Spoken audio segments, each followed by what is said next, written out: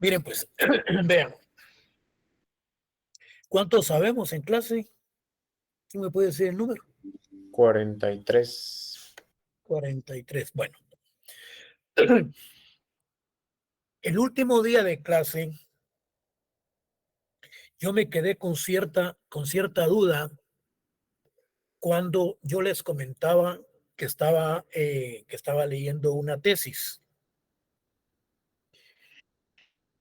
en donde la tesis decía que en materia de derecho agrario no es procedente ningún recurso. Ya en materia nuestra se refiere a recursos que establece la ley. Yo no sé sinceramente a qué país se estaba refiriendo el joven que escribió esa tesis.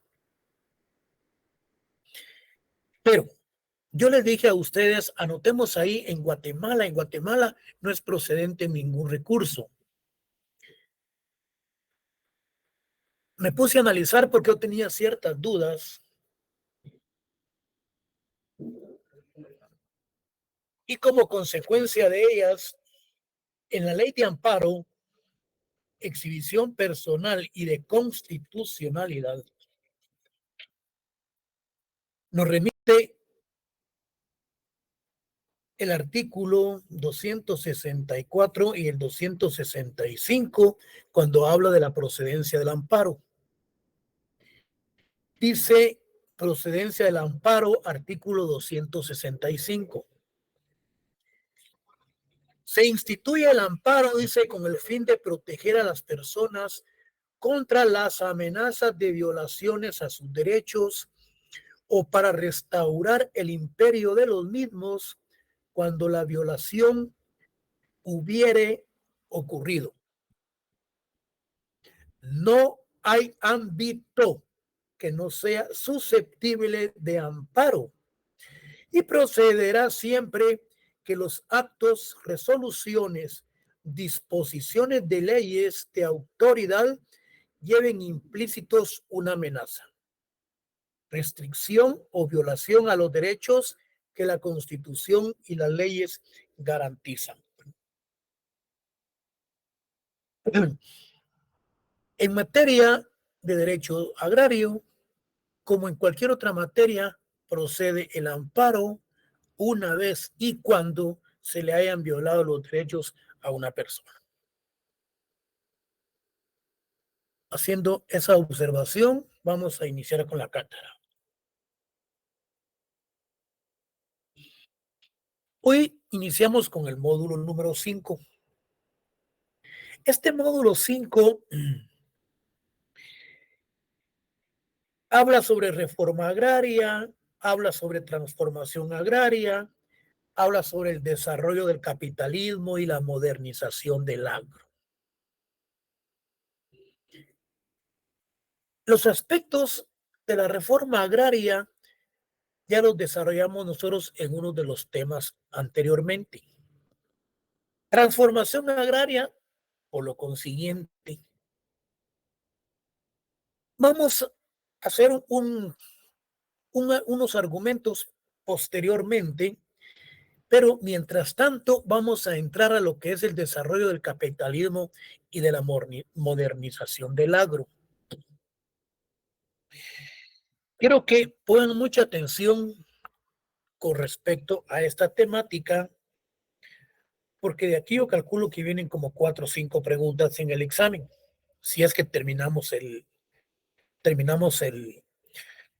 la cátedra de hoy.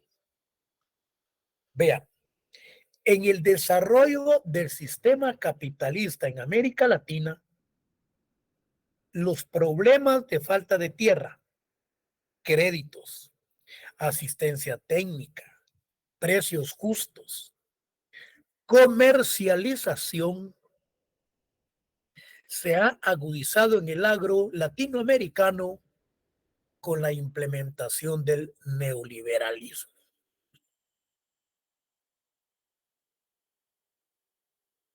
Quiere decir que con la implementación del neoliberalismo en América Latina, yo considero que en todo el mundo se han agudizado todos los precios, principalmente cuando hablamos en materia agraria. Sigamos. ¿En qué radica el neoliberalismo? Es una filosofía económica que intentó impulsar la perspectiva hacia el estado de bienestar. Intentó la perspectiva del bienestar, de las políticas de estabilidad. Estas permitieron la disminución del índice de inflación, recuperando la capacidad de crecimiento económico, volviendo más versátil el enfoque atractivo en un largo plazo. Como consecuencia, el neoliberalismo es la muerte del estado de bienestar. La política queda subordinada a la economía y el mercado es el modelo que crea nuevas normativas que instituyen nacionalidades dominantes. El neoliberalismo, teoría política y económica, que tiende a reducir al mínimo la intervención del Estado. Quiere decir que el neoliberalismo ha traído como consecuencias limitar participación activa eminentemente del Estado y a perjudicar los valores y los precios de los insumos o de los productos agrarios como la tierra. El neoliberalismo ha sido definido como una forma de liberalismo que apoya la libertad económica y el libre mercado, cuyos pilares básicos incluyen la privatización y la desregulación. Ejemplo de ello, bueno, se ha privatizado la empresa eléctrica, se han privatizado las empresas de, por ejemplo, de Empagua. Entonces, se ha privatizado varios aspectos del funcionamiento del Estado en base al neoliberalismo.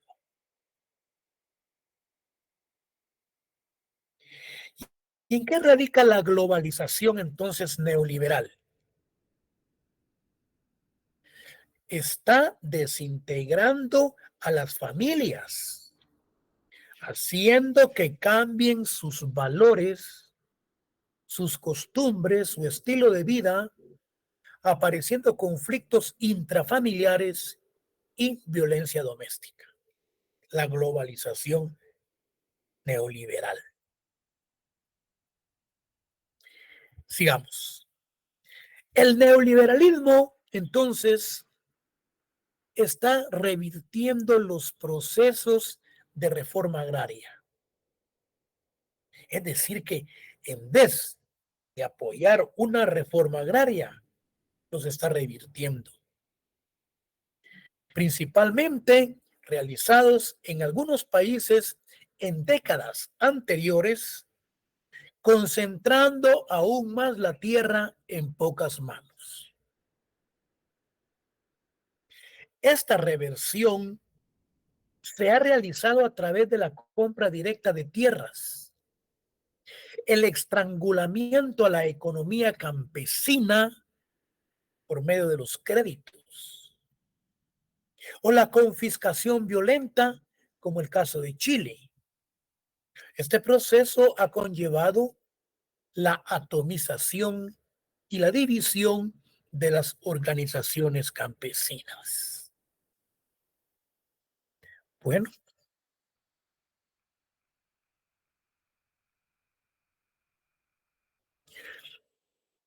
institución que tiene por objeto la desintegración de las familias,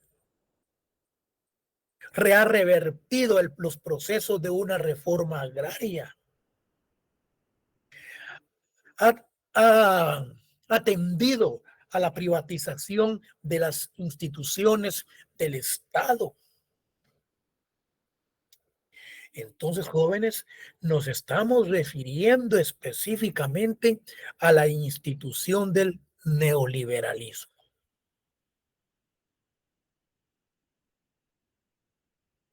No nos perdamos. El día del examen les viene ahí el neoliberalismo, les viene la globalización, les puede venir otras cuestiones parecidas. Pero en sí, el neoliberalismo ya lo tenemos claro. Aquí todo esto prácticamente es teoría y es puramente doctrina de lo que es el agro. ¿Y qué es lo que se debe de hacer? No paralelamente, no, se debe de hacer prácticamente en contra del neoliberalismo. ¿Qué es lo que se persigue? ¿Por qué los terratenientes, ellos tienen mayores posibilidades de créditos, de tierras, de abonos, fertilizantes, de la tecnología, que un pobre campesino? Precisamente por la mala distribución de la tierra y por los instrumentos que participan en lo que es la conformación del neoliberalismo. Entonces, el número uno, el neoliberalismo está revirtiendo los procesos de reforma agraria realizados en algunos países, principalmente en años anteriores, concentrando aún más la tierra en pocas manos. Esta reversión se ha realizado a través de la compra directa de tierras, el estrangulamiento a la economía campesina vía créditos y la confiscación violenta, como el caso de Chile. Este proceso ha conllevado la atomización y la división de las organizaciones campesinas. Dos, el impulso a empresas agroindustriales para la exportación, desplazando a los campesinos a la desocupación y al trabajo asalariado sin garantías legales ni sociales, lo que ha generado la inmigración masiva del campo a la ciudad. Vean ustedes lo que el neoliberalismo ha traído consigo.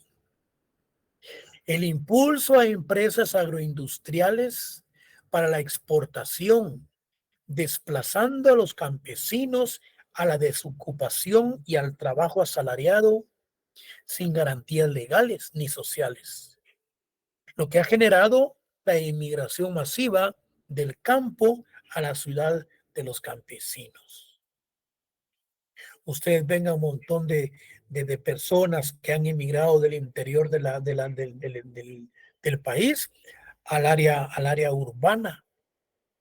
Es por ese mismo sistema en donde ellos, como ya no tienen en cómo y de dónde obtener ingresos, vienen a vender espejitos, a vender dulces, a poner sus tiendas y a abrirse espacios en la ciudad. A los pequeños y medianos productores, fíjense, se les niega o se les restringe los créditos agrícolas. Se les niega la asistencia técnica que es controlada por manos privadas, los bancos, por ejemplo. La comercialización que se produce en condiciones extremadamente desventajosas. ¿Por qué se habla de condiciones extremadamente desventajosas? Porque a los terratenientes prácticamente latifundistas son socios o son accionistas de instituciones bancarias. Entonces ellos tienen grandes ventajas en contra de los pequeños y medianos campesinos. Las reglas del juego del neoliberalismo imponen los precios de los productos, el mercado de agricultura y la comercialización, los criterios de calidad, eficiencia y los circuitos de distribución. Aquí podríamos caer a lo que es el valor agregado, que lo vamos a ver adelante, que son términos eminentemente de carácter económico. Otra, la inversión extranjera desplaza a los campesinos de sus zonas naturales con la construcción de represas hidroeléctricas, como en el caso, tenemos en ejemplo en el Brasil, por la compra directa a las tierras o a las comunidades indígenas por parte de empresas gringas de Estados Unidos, Europa, Japón, como Bolivia. Todo ello radica fundamentalmente en el sistema eminentemente neoliberal. Sigamos. La producción especializada para la exportación y el abandono del cultivo de los productos nativos genera una pérdida de la soberanía alimentaria de nuestros pueblos, atándonos a la dependencia de alimentos importados y donados, que en sus países de origen sí son protegidos y subsidiados. Al encontrarse desabastecido el mercado de productos básicos, la situación de desnutrición y el empobramiento de nuestras poblaciones se ha empeorado. Por lo mismo, por las mismas situaciones de los productos que son importados. Por otro lado, se produce también la persecución y la penalización. Fíjense bien.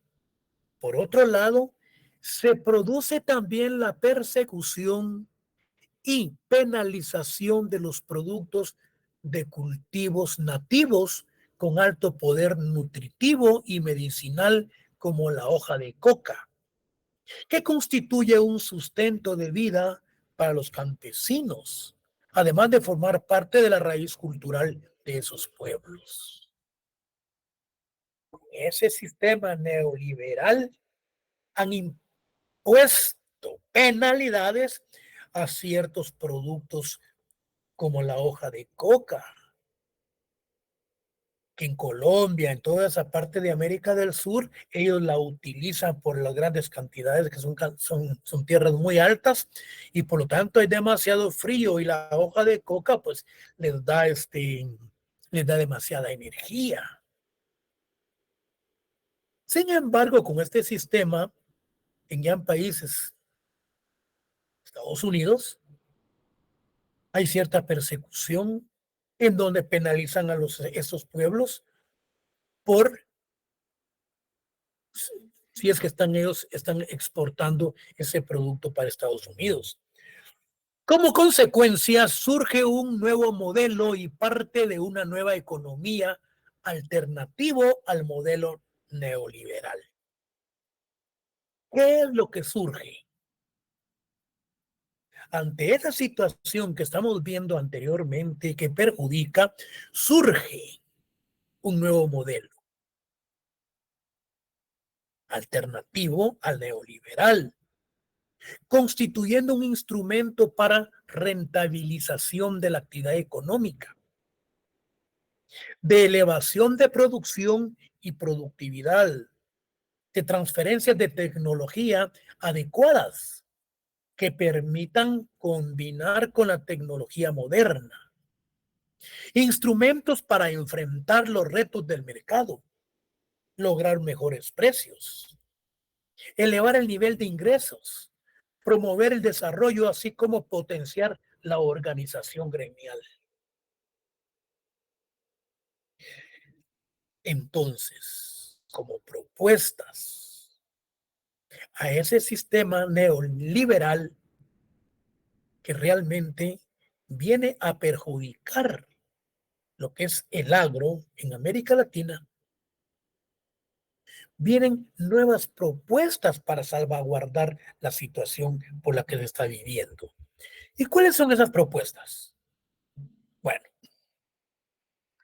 luchar por la democratización de la tierra y la redistribución justa de este recurso. Estamos partiendo de la dotación de tierras.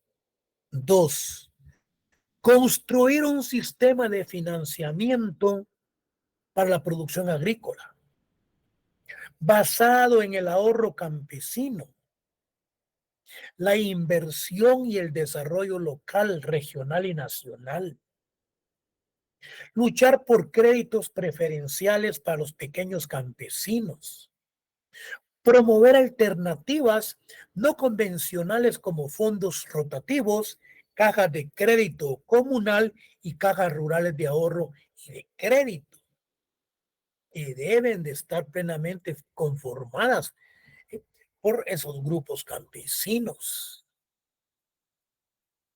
Y así sucesivamente, jóvenes, aquí tenemos nosotros los elementos sumamente indispensables para sacar del marasmo atraso económico de cualquier país. Crear una nueva reforma agraria estructural. Crear transformación agraria con todos estos elementos fundamentales en contraposición del neoliberalismo. Impulsar una producción que garantice una vida sana y plena, cultivando productos nativos con alto poder nutritivo para contar con una dieta equilibrada. Sustituir cada vez el cultivo con abonos y fungicidas químicos, recuperando la tecnología tradicional para asegurar la preservación del medio ambiente. Esto realmente, pues, es muy relativo en virtud de que las nuevas políticas agroindustriales, las nuevas políticas, pues, económicas, las nuevas políticas de producción, tienen en el mercado todos esos productos eminentemente de carácter químico. Uno, mejora las tierras. Dos, las cosechas se dan más rápido. Tres, las cosechas son de mejor calidad. Bueno, es muy relativo a lo que nos dice acá, que se debe de preservar ciertos aspectos de cultura ancestral para preservar lo que es el medio ambiente. Es muy relativo. Por ejemplo, con las rosas que se ponen a quemar los desechos de las cosechas, lo que viene a perjudicar la tierra. 4. Impulsar la capacitación y formación permanente de nuestros recursos humanos. Es lógico que el Estado, de acuerdo a estas políticas, en comunión espiritual con las universidades, debe de capacitar a las personas en el interior del repúblico, en el interior de la república, para la formación de personas que deben de conocer el tratamiento de tierras, las siembras. La facultad de agronomía debe de trabajar en el apoyo de estos campesinos. Promover la investigación y la transferencia de la tecnología acorde con los requerimientos de las realidades particulares para desarrollar procesos productivos complementarios y en cadena. Luchar porque los gobiernos ofrezcan un seguro a los productos agrícolas en caso de los embates de la naturaleza o fortuitos que afecten a los pequeños campesinos. Nosotros nos preguntamos,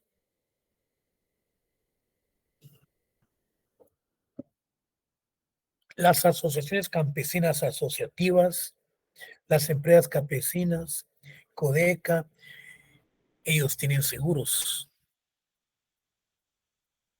Cuando los embates de la naturaleza les están perjudicando sus siembras. Sinceramente, no.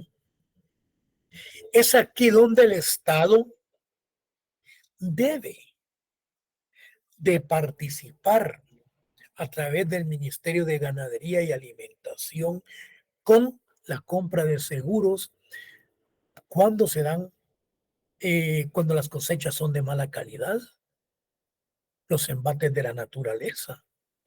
Es que no pueden perder los campesinos. Se les debe de apoyar a través de seguros. ¿Se dan cuenta qué interesante todo esto en contra de lo que nos estaba postulando y los que nos estaba preceptuando lo que es el neoliberalismo? Luego, desarrollo de la pequeña agroindustria a nivel local que encadenen la producción de los campesinos y generen empleo rural. Sí, el desarrollo adecuado para la comercialización y que haya empleo.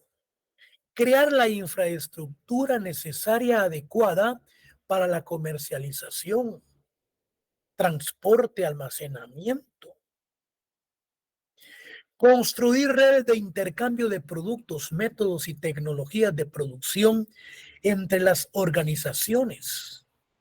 Productos que se cultivan en los diversos tipos de suelo y clima. La organización campesina también tiene el reto de luchar por el mercado interno con productos de calidad y de conocer el manejo del mercado exterior. Si ustedes se dan cuenta, esto es a nivel latinoamericano, porque cuando nosotros platicábamos de una reforma agraria, prácticamente vimos todos los elementos. ¿Qué requisitos son los que se requieren para una reforma agraria integral? Este trabajo, estas propuestas son a mayor escala a nivel internacional. Luchar porque los trabajadores agrícolas temporales, recuerden ustedes, aquellos que trabajaban a destajo, los mozos, todos ellos, y asalariados sean incorporados a las leyes generales de trabajo y a las garantías sociales que rigen para los trabajadores en general. ¿Por qué no se les consigue que puedan pagar o el Estado, que el Estado debe millones, le debe millones al IX? El Estado debiera de ver la forma y la manera de cómo se incorporan estas clases trabajadoras a las garantías sociales para que el IX les pueda prestar un servicio, si es que el Estado no les paga un seguro.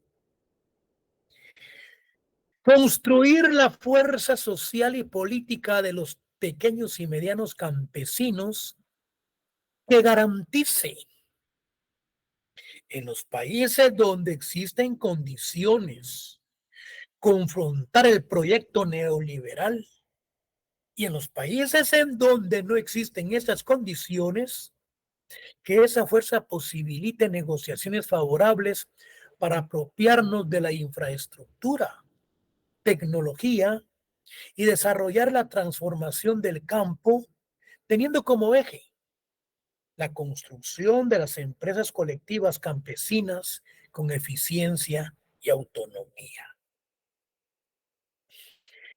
Con todo esto que estamos viendo, ustedes no tienen por qué preocuparse porque están recibiendo la cátedra.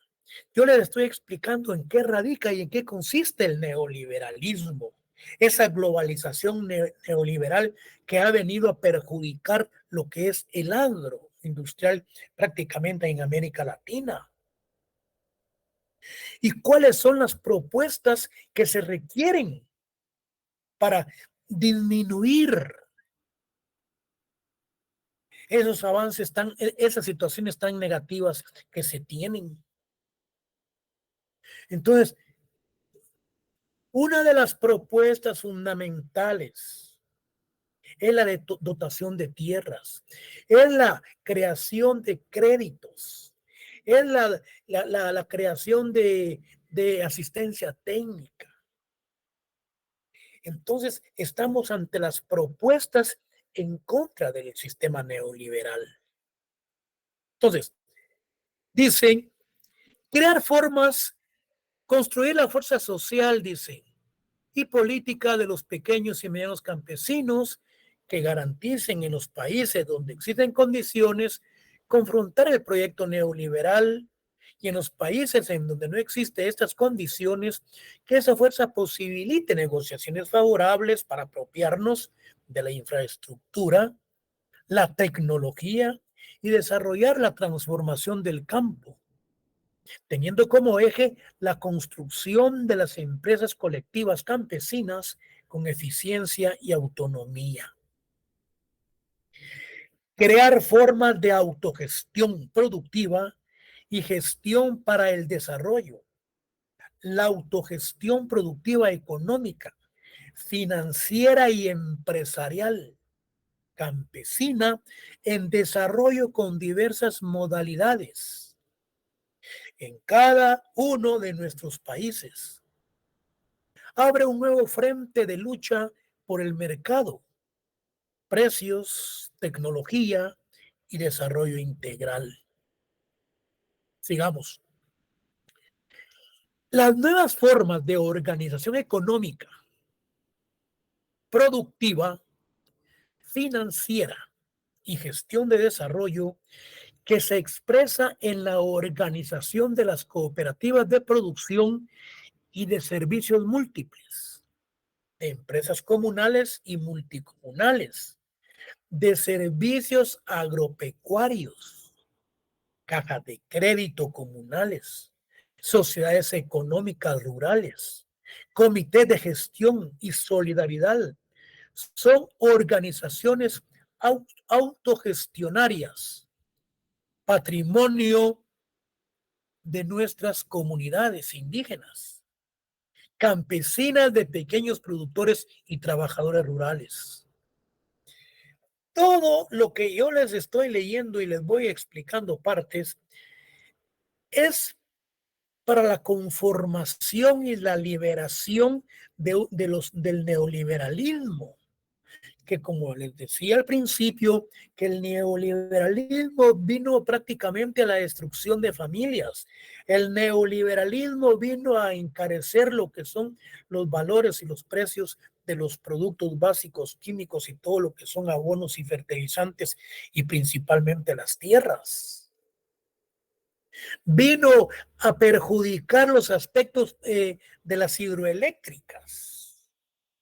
¿Por qué? Con la intromisión de Estados Unidos, Japón y otros países que han venido a América, a Brasil, a Chile. Estas nuevas formas de organización, entonces, constituyen un nuevo modelo y parte de una nueva economía alternativa al modelo neoliberal. A su vez, también constituye un instrumento para rentabilización de la actividad económica, de elevación de producción y productividad, de transferencia de tecnología adecuadas que permiten combinar con la tecnología moderna instrumentos para enfrentar los retos del mercado, lograr mejores precios, elevar el nivel de ingresos, promover el desarrollo, así como potenciar la organización gremial.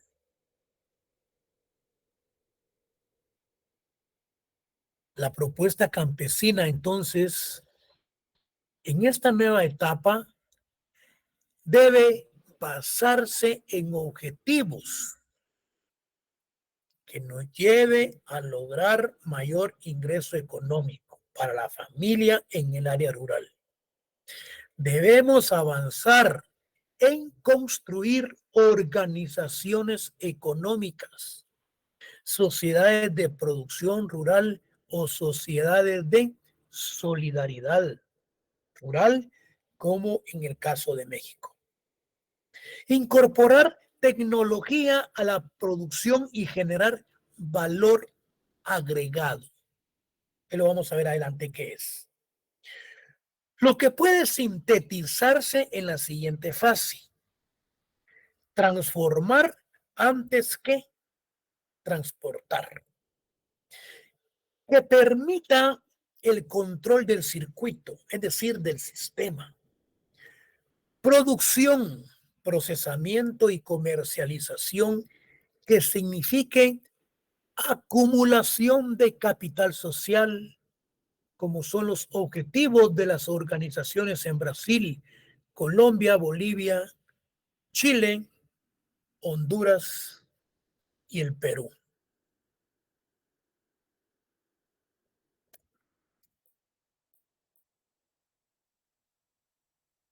Luego hablamos de la generación del valor agregado. Esto del valor agregado, jóvenes, es un término, bueno, sigamos, ahí lo vamos a ver después. Generar valor agregado y explotar las ventajas comparativas en cada uno de nuestros países. Como consecuencia habrá autogestión solo si se logra el autofinanciamiento. Si se tiene el mercado, recursos y gestión y eficiente organización. El valor agregado son conceptos económicos. Vamos a ver qué nos dice. Dice, el valor agregado o el valor añadido es un concepto utilizado en economía, finanzas y en contabilidad, con dos significados diferentes. Desde el punto de vista contable, la gran diferencia entre el importe de las ventas y el de las compras. Es decir, la diferencia entre los precios de mercado y costos de producción. Es aquella característica o servicio extra con el que cuenta un producto. Es aquella característica o servicio extra con el que cuenta un producto. El valor agregado permite dar un mayor valor comercial a un bien, generalmente mediante un elemento clave de diferenciación respecto a los competidores. El impuesto del valor agregado, el IVA, es un ejemplo claro y categórico. Sigamos. Luchar contra las construcciones de las hidroeléctricas que destruyen el medio ambiente y desplazan a poblaciones rurales. Que sean indemnizados los trabajadores rurales que ya hayan sido trabajadores de estas obras. Estas construcciones de las hidroeléctricas, señores, se debiese de tener un seguro para sus trabajadores. Porque de acuerdo a los químicos, con todo lo que ellos trabajan, todas las personas prácticamente resultan con ciertas enfermedades. Trabajar para el aprovechamiento de fuentes alternativas de energía como la energía solar. Si se dan cuenta, ya estamos llegando a ciertos tecnicismos de energía solar en contra de todos los problemas que nos han ocasionado los otros sistemas. Para que la agricultura moderna tenga éxito, requiere de grandes inversiones y estudios profesionales bajo los parámetros actuales de la productividad agrícola. Se necesita saber mucho más que usar el machete o poner una semilla en el campo.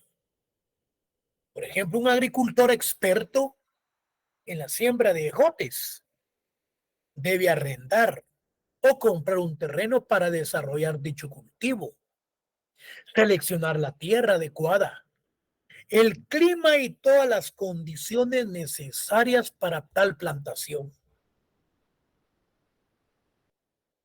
Si desea producir flores, árboles frutales o palma africana, deberá adquirir la tierra según estudios de suelos calificados que sean aptas para estos cultivos. Por aparte, si no cuenta con el flujo efectivo suficiente, tendrá que solicitar un préstamo, por lo cual deberá llenar un sinfín y un sinnúmero de formularios, hacer planes de inversión, flujos de capital y proyecciones de retorno de capital. Si no llena con todos los requisitos, no podrá obtener el crédito. Luego debe de realizar la comercialización de su producto. En síntesis, un agricultor tiene que poseer conocimientos en áreas tan complejas como la matemática, finanzas, economía, internet y algunos conocimientos básicos principalmente de agricultura. Entonces, nos preguntamos,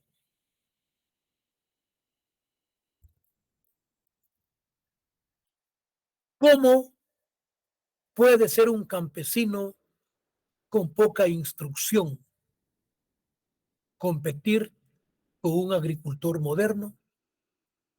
Nos preguntamos, ¿cómo puede un campesino con poca instrucción competir con un agricultor moderno? Este agricultor moderno es ingeniero agrónomo, tiene experiencia en el campo, tiene los medios. Entonces, un campesino pobre no puede competir a la par de un agricultor moderno. Precisamente por ello, simultánea, no paralelamente, sino que en contraposición del neoliberalismo, se le dio lectura a muchas propuestas de los seguros, de la tecnificación, de los créditos, capacitaciones que se le deben de dar a las masas campesinas. Los agricultores modernos deben contar con capital para la compra de insumos.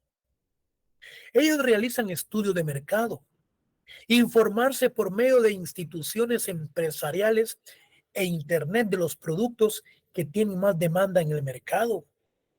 Entonces ellos están viendo qué es lo que más les conviene y qué es lo que más les conviene en cuanto a la productividad y qué utilidades van a obtener.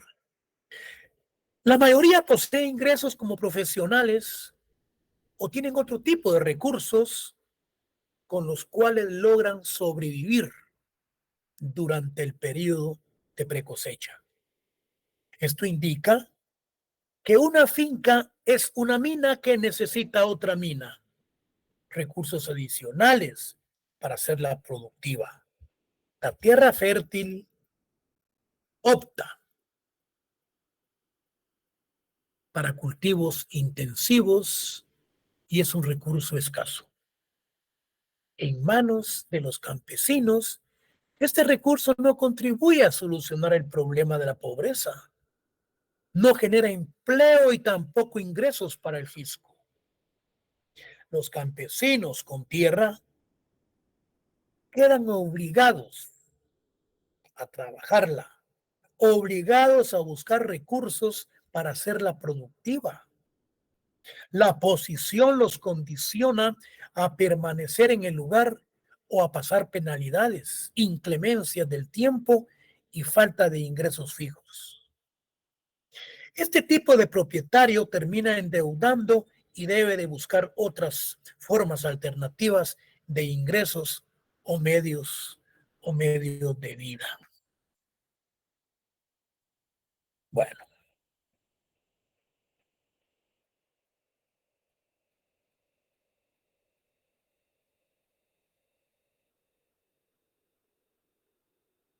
pongan atención, pues. Vamos a entrar ya con lo que vimos del neoliberalismo, sus consecuencias. ¿Qué es lo que trae el neoliberalismo? ¿Cuáles son las fases de la oposición hacia todo ese neoliberalismo? Ya con ese preámbulo nosotros nos hemos formado una idea de cómo es la situación prácticamente actual en lo que es América Latina. Las invasiones de tierras, las hidroeléctricas, las empresas extranjeras que vienen a hacer las grandes explotaciones mineras, etcétera. Ahora bien, vamos a entrar ahora con el segundo tema. Y este tema habla de la aproximación a la realidad de Guatemala, características del territorio, en dónde se encuentra ubicado Guatemala, qué países son los que tienen en sus fronteras, Belice, El Salvador, Honduras, México. Pero en pocas palabras, nosotros nos preguntamos qué significa la palabra Guatemala. Los que tengan lápiz pueden anotarla ahí.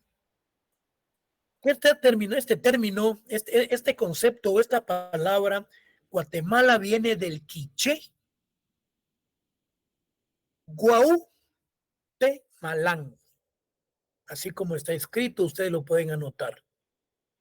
¿Qué significa la palabra Guatemala? Guatemala del quiché significa Guatemalán. Esto me hubiera gustado que lo recibieran los diputados. Bueno, sigamos. ¿Qué significa entonces? Tierra arboleda. Guatemala proviene del quiché Guautemalán.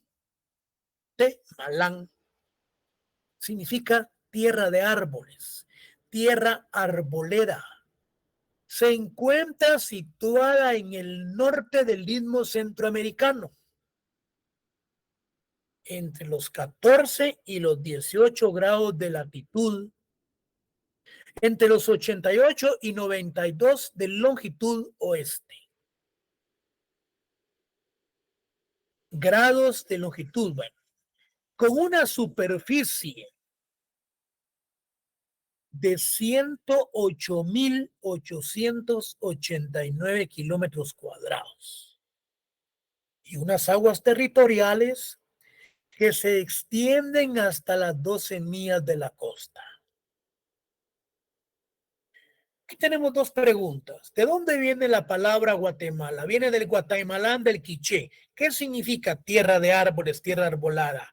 ¿Cuánto mide territorialmente metros cuadrados? 108.889 kilómetros cuadrados.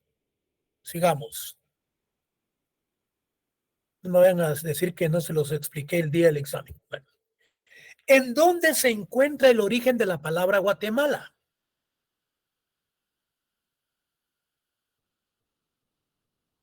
En el año de 1800, el sacerdote Domingo Juarros anotó en su compendio de la ciudad de Guatemala: este reino tiene el nombre de Guatemala de la voz guatemalí, que en la lengua mexicana quiere decir palo podrido. Aquí no me van a confundir ustedes el día del examen, que me vayan a poner palo podrido, porque aquí estamos hablando ya en una terminología de guatemalí, en una lenguaje mexicana que significa palo podrido, según lo escribió este sacerdote Domingo Juárez. Entonces, ¿cuál es la superficie en kilómetros cuadrados? Yo decía metros, no, es en kilómetros cuadrados, en metros ni la capital. Son 108.000 kilómetros cuadrados, son 108.889 kilómetros cuadrados. ¿Cuántos grandes ecosistemas posee? Guatemala posee por lo menos 14 grandes ecosistemas. Debido a su latitud, Guatemala se sitúa en el cordón tropical boreal. Es el espacio en el que se aloja la mayor cantidad de especies de todo el planeta. 8.000 especies de plantas vasculares, 400 especies de árboles de hoja ancha, más 700 orquídeas, 110.000 helechos, más de 500 musgos, etcétera. Sigamos. ¿Cuáles son los grupos étnicos más importantes? Bueno, el 54% de la población es maya, perteneciente a unas 20 etnias diferentes. Las tres etnias más importantes son la quiché, cachiquel y la itzá. Siguiéndoles en importancia las etnias yucatecas, mopán, quechí, acatec, representando grandes diferencias lingüísticas y de rasgos exteriores, como puede ser la indumentaria, pero sus comportamientos sociales son muy similares. Ahora bien, el 42% de la población es mestiza, los llamados en Guatemala ladinos, que no acusa diferencias socioculturales entre sus diferentes grupos y tienen comportamientos occidentales. Por último, existe una pequeña población xinca. Ojo, es una etnia indígena cuyo origen no es maya y que posee una lengua propia y otra garífona, llamada creole por los norteamericanos, compuesta por negros traídos en tiempos de la colonia desde la isla de Haití. Los incas. Y vamos a ver qué pasa con los garífonas, vamos a ver qué pasa acá, vamos a ver. Existe una pequeña población xinca, etnia indígena cuyo origen no es maya y que posee una lengua propia y otra garífona. Tienen dos lenguas, la propia y la garífona, llamada creole por los norteamericanos, compuesta por negros traídos en tiempos de la colonia desde la isla de Haití, situada en la región caribeña, y cuya lengua es una mezcla de lenguas africanas, inglés, francés y español, con una pronunciación levemente portuguesa. Los debates acerca de las dimensiones multiétnicas en Guatemala son muy diversos y son muy complejas. Un aspecto de gran importancia es la gran organización del Estado guatemalteco. No refleja la naturaleza multiétnica de la sociedad. El actual Estado no es sino el reflejo de la acción de criollos y de ladinos en el pasado, quienes, al imponer el español como único idioma oficial y la cultura occidental como dominante y casi única visible, crearon una organización sociopolítica, como si el país fuera monoétnico. Bueno,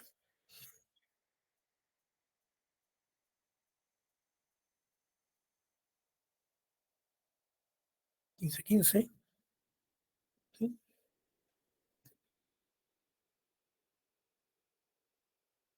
Ahí nos vamos a quedar. Ya vimos lo que son el neoliberalismo, las propuestas en contra del neoliberalismo. Ya vimos cuántos kilómetros cuadrados mide Guatemala. Ya vimos los grupos étnicos. Ya vimos los grupos los xincas, vimos los mayas. Y el próximo día de clase, jóvenes, entramos a ver lo que son los acuerdos de paz con respecto, vamos a ver, los acuerdos de paz con respecto a la dimensión multiétnica en Guatemala y cómo se expresa. Aquí se refiere más que todo a cada uno de los grupos étnicos. Jóvenes, aquí nos vamos a quedar y nos miramos el próximo día de clase, que es el día viernes. ¿Alguna pregunta a la orden? Si no, pues pasen ustedes feliz tarde. Feliz tarde, licenciado. Muchas gracias, licenciado. Feliz tarde. Feliz tarde, licenciado. Feliz tarde.